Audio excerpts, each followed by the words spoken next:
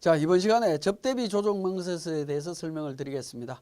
자, 접대비에 대한 기본적인 개념을 보면 사업자의 업무와 관련해서 지출하는 경비가 되겠습니다. 이러한 접대비는 우리 교재 164페이지 보시면 규제 요약이라고 해서 표로 설명을 하고 있는데, 증빙이 없는 경우에는 전액 인정받을 수가 없습니다. 기본적으로. 자, 그 다음에 일반 영수증 접대비하고 신용카드 등 사용 접대비로 구분을 합니다. 신용카드 사용 접대비라고 하는 것은 신용카드 세금계산서, 계산서, 현금 영수증, 원천징수 영수증 뭐 이런 부분들까지 다 인정이 되는 거다라고 보시면 되겠고요. 자, 일반 영수증으로 수취한 접대비 같은 경우에는 건당 만원 초과분과 만원 이하분으로 구분을 합니다. 이때 건당 만원에서 경조금은 20만원 기준으로 판단을 합니다. 자, 일반 영수증으로 만원 초과분에 대해서 증빙자료를 수취했을 때는 필요경비로 인정받을 수가 없습니다. 만원 이하짜리 접대비하고 신용카드 등으로 사용한 접대비는 세법상 한도액을 거쳐서 한도 초과 금액은 필요경비 제외, 한도 미달 금액은 필요경비로 인정받을 수가 있습니다. 자, 두 번째, 접대비로 보는 경우입니다. 자, 접대비에 해당이 되는 케이스가 사업자가 그 사용인이 조직한 조합이나 단체에 복리시설로 지출한 금액, 접대비에 해당이 되고요. 약정에 의해서 채권의 전부 또는 일부를 포기한 금액은 대손금이 아니라 접대비에 해당이 된다라는 겁니다. 주의하시고요.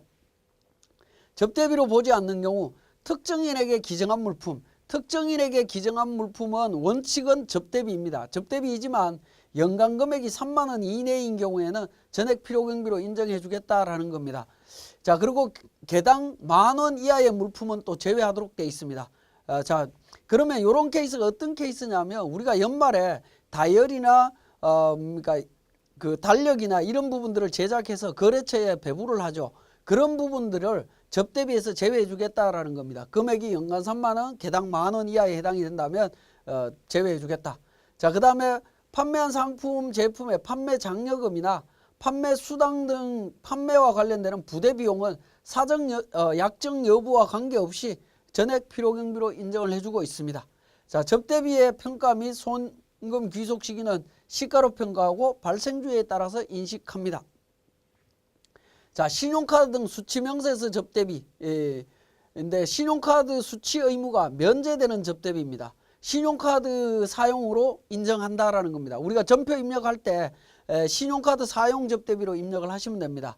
자, 이 부분은 원천적으로 신용카드를 쓸 수 없는 접대비들입니다. 첫 번째, 거래처 매출 채권 포기, 판매 장려금, 채무의 대위 변제, 이 부분은 원천적으로 신용카드를 쓸 수 없기 때문에 신용카드 접대비로 입력을 하시면 됩니다.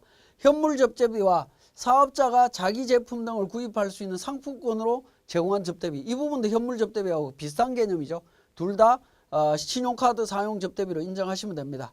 자, 네 번째, 농업인으로부터 직접 재화를 공급받는 경우에 그 대가를 금융회사 등을 통해서 지급한 접대비, 이 부분도 마찬가지로 송금 내역서를 제출하면 신용카드 사용분으로 인정받을 수 있다라는 겁니다. 자, 접대비 한도액을 보면 일반 접대비 한도액은 1200만원, 중소기업은 2400만원입니다. 수익금액에 적용률 0.2, 0.1, 0.03% 적용해서 계산을 합니다. 자, 접대비 한도 이렇게 계산을 하고요. 자, 이 일반 접대비 한도 기준으로 문화 접대비가 있다라고 하면 한도액의 20%를 추가로 인정을 해주고 있습니다. 그런데 자, 개인 사업자의 경우에는 기본적으로 1200만원, 중소기업일 때 2400만원, 이 기본 한도 금액, 이 금액을 복수 사업장일 때 어떻게 되느냐는 겁니다. 사업장이 2곳 이상일 때는 수익금액 비율로 안분 계산해서 적용한다라는 겁니다. 그러니까 1200만원, 2400만원을 사업장이 2곳, 3곳 있다라고 하면 수익금액 비율로 안분해서 따로 계산하도록 되어 있습니다. 그래서 복수 사업장이 어떻게 접대비를 계산하는지를 반드시 체크를 해보셔야 됩니다. 자, 그 다음에 중소기업인 경우에 2400만 원이 적용되는데 이 부분이 규정이 조세특례제한법에 있습니다. 조특법에 있고요. 원래 소득세법의 규정은 1800만 원입니다. 1800만 원. 그래서 조특법과 차이 금액이 600만 원 나옵니다. 이 600만 원 차이 금액은 원래 조세특례제한법에 의해서 적용이 되었기 때문에 최저한세가 적용이 되어야 됩니다. 그런데 이 부분 최저한세 적용에 있어서 실무적으로 굉장히 애로사항이 있다 보니까 최저한세 배제하고 있습니다. 최저한세 배제하고 있고요. 그리고 2,400만 원 적용되는 규정도 조세특례제한법에 2018년도까지 규정되어 있다가 2019년도부터는 소득세법으로 아예 이관을 해서 변경을 해버렸습니다. 그렇기 때문에 앞으로는 최저한세 문제가 더 이상 발생하지는 않습니다. 자, 그러면 지금까지 설명드린 내용을 바탕으로 우리 세무사랑 프로에서 접대비 조정 명세서 작성 과정을 살펴보겠습니다. 자, 교재 170페이지의 세무사랑 프로 운영 방법에 대한 부분인데요. 1번부터 6번까지 관련되는 자료들이 주어져 있습니다. 주어져 있고 결산서에 포함된 접대비에서 접대비 판관비에 들어가 있는 부분, 제조원가에 들어가 있는 금액들이 있습니다.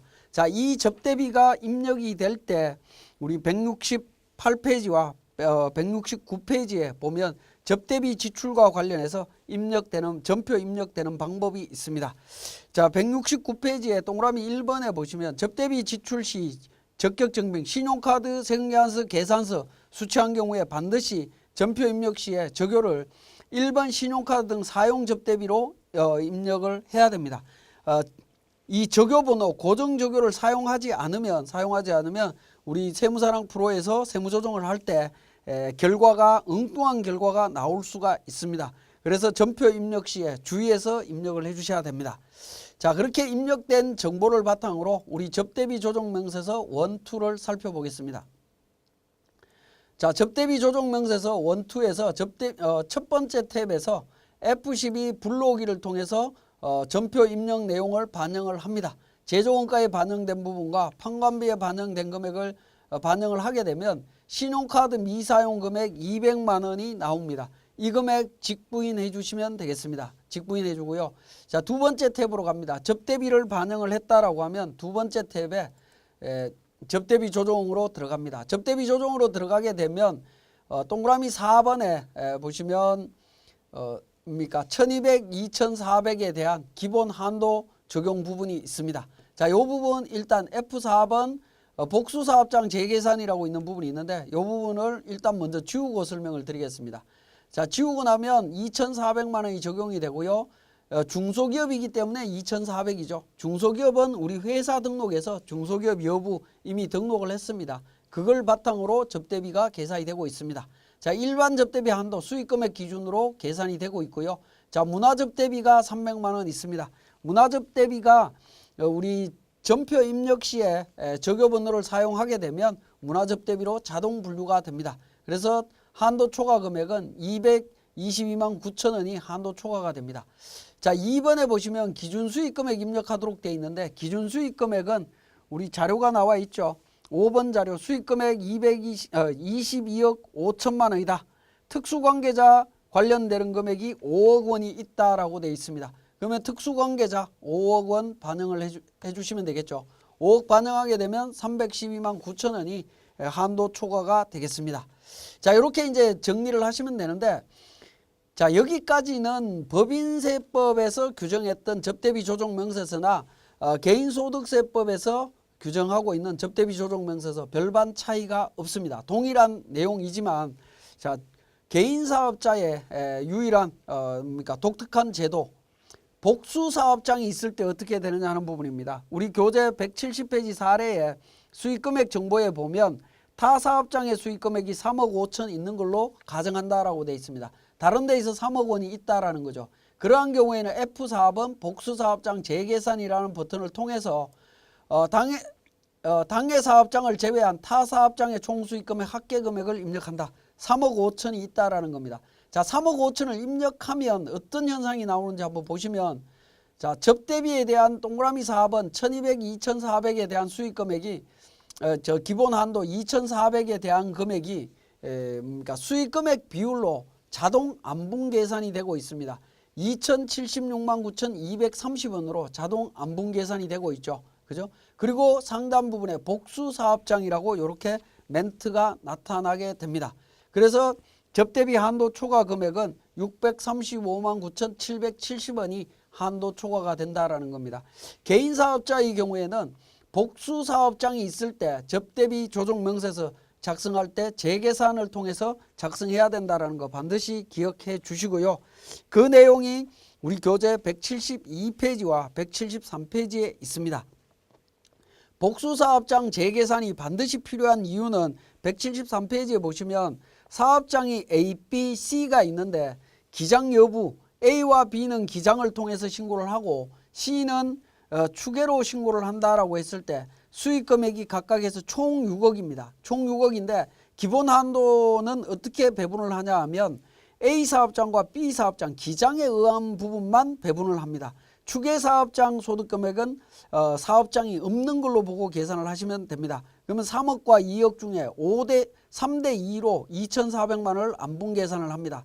안분 계산에서 적용한 접대비 한도 초과액이 A 사업장은 500만 원 한도 초과가 나왔고 B 사업장은 300만 원 한도 미달이 나왔다라고 하면 한도 초과와 한도 미달이 서로 통산되지 않는다라는 겁니다. 한도 미달은 소멸하고 한도 초과 금액은 필요경비 불산입으로 처리가 되도록 되어 있습니다. 그렇기 때문에 복수 사업장이 있을 때에는 수익 금액 비율로 기본 한도 1,200, 2,400만 원의 안분 계산이 중요하다라는 겁니다. 접대비 조정 명세서 작성하실 때 복수 사업장 재계산 부분을 반드시 놓치지 않도록 주의해 주시기 바랍니다. 자, 지금까지 접대비 조정 명세서에 대한 설명이었습니다.